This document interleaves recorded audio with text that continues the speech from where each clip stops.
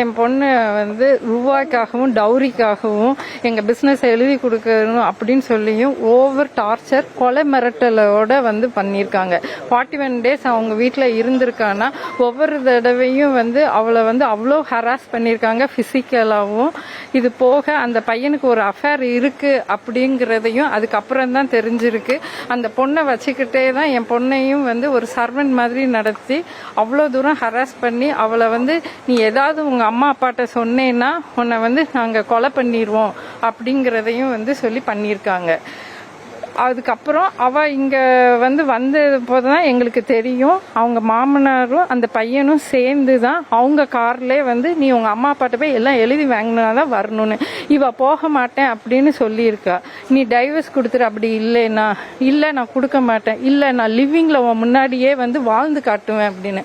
அவர் அப்பாட்ட பேசுனா அவர் வந்து என் தொழிலே உண்மையை பொய்யா சொல்கிறதும் பொய்யை உண்மையாக சொல்கிறது தான் இருக்குது. நான் எனக்கு பிஜேபி சப்போர்ட் இருக்குது. இது போக எனக்கு பிஜேபி சென்ட்ரல் கவர்மெண்ட்லேருந்து ஸ்டாண்டிங் கவுன்சிலில் போஸ்டிங் கொடுத்துருக்காங்க. அதனால எந்த டிபார்ட்மெண்ட்னாலையும் எந்த ஒரு டாக்குமெண்ட்டையும் நான் வந்து பொய்யா அங்கே வந்து கொடுத்துருவேன். உண்மையாக இருக்கிறத பொய்யாக்குவேன், பொய்யா இருக்கிறத உண்மையாக்குவேன். இதுக்கு நீங்கள் சப்போர்ட் பண்ணலை அப்படின்னா உங்களை யாரையும் வாழ விடவே மாட்டேன். எனக்கு பிஸ்னஸ் எழுதி கொடுத்தே ஆகணும். ஏன்னா நாங்கள் இருக்கிறது ஃபுட் இண்டஸ்ட்ரி. ஸோ ஃபுட் இண்டஸ்ட்ரிங்கும் போது நான் எஃப்எஸ்ஐலேருந்து எல்லா டிபார்ட்மெண்ட்டு ஜிஎஸ்டிலேருந்து எல்லாத்துக்கும் பண்ணியிருக்கேன். நேற்று ராத்திரி கமிஷனர் ஆஃபீஸ்லேருந்து அவங்களுக்கு என்கொயரி போன பிறகு ஒரு ரிப்போர்ட்டருக்கே கூப்பிட்டு அவங்க வந்து மிரட்டியிருக்காங்க.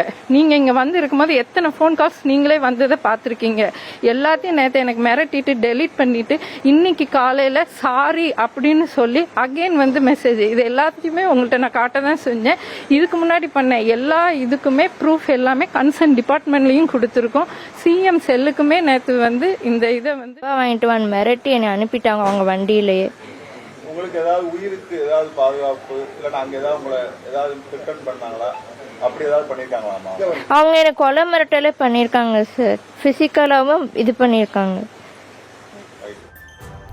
நெல்லை இருட்டுக்கடை அல்வா கடையை எழுதி கொடுக்குமாறு மாப்பிள்ளை வீட்டார் டார்ச்சர் செய்ததாக இருட்டுக்கடை ஓனர் கவிதா மாநகர காவல் ஆணையர் அலுவலகத்தில் புகார் தெரிவித்திருக்கிறார். கூடுதல் விவரங்களோடு இணைகிறார் செய்தியாளர் ராஜா. வணக்கம் ராஜா, இந்த புகார் குறித்தான முழு விவரங்கள். வணக்கம். திருநெல்வேலியில் உலக புகழ்பெற்ற இருட்டுக்கடை அல்வா உரிமையாளரான கவிதா சிங் மகள் ஸ்ரீகனிஷ்கா தனது கணவர் வீட்டினர் வரப்பிரச்சனையாக தனது கடையை இருட்டுக்கடை அல்வா உரிமையை தங்களுக்கு மாற்றி தரும்படி கொலை மிரட்டல் விடுப்பதாக மாநகர காவல் ஆணையம் புகார் ஒன்றை தெரிவித்தார். கோயமுத்தூரை சார்ந்த பல்ராம் சிங் என்பவருக்கும் கடந்த பிப்ரவரி மாதம் அன்று சாலையில் அமோக தளத்தில் வைத்து திருமணம் நடைபெற்றது. திருமணத்திற்கு பிறகு கணவருடன் கோயம்புத்தூர் உள்ள கணவரின் வீட்டில் வசித்து வந்திருக்கிறார். கணவர் வேறொரு பெண்ணுடன் தொடர்பு வைத்துக் கொண்டு அடிக்கடி வீட்டுக்கு அழைத்து வருவதாகவும் இருந்து வந்ததாக கூறப்படுகிறது. இது சம்பந்தமாக ஏற்கனவே பெற்றோரிடம் கூறியிருக்கிறார். இது தொடர்ந்து கொலை மிரட்டல் விடுத்திருக்கிறார். கடும் மனவேதனை அடைந்து கடந்த 15ஆம் தேதி பெற்றோர் வீட்டிற்கு வந்துள்ளார். மாப்பிள்ளை வீட்டார் பெற்றோர் வீட்டிற்கு வந்து உனது மகள் நல்ல முறையில் வாழ வேண்டும் என்றால் கூடுதலாக வரதட்சணை வேண்டும்.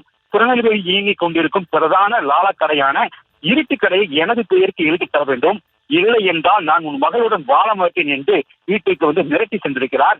தொடர்ந்து அந்த தினந்தோறும் குறுஞ்செய்தி வழியாகவும் கொலை மிரட்டல் விடுத்திருக்கிறார். இது சம்பந்தமாக மாநகர காவல் ஆணையரிடம் புகார் ஒன்றை அளித்திருக்கிறார். திருநெல்வேலி இருட்டுக்கடை உரிமையாளர் மகள் வரதட்சணை கொடுமை புகாரால் மிகப்பெரிய பரபரப்பு ஏற்பட்டுள்ளது. விவரங்களுக்கு நன்றி ராஜா.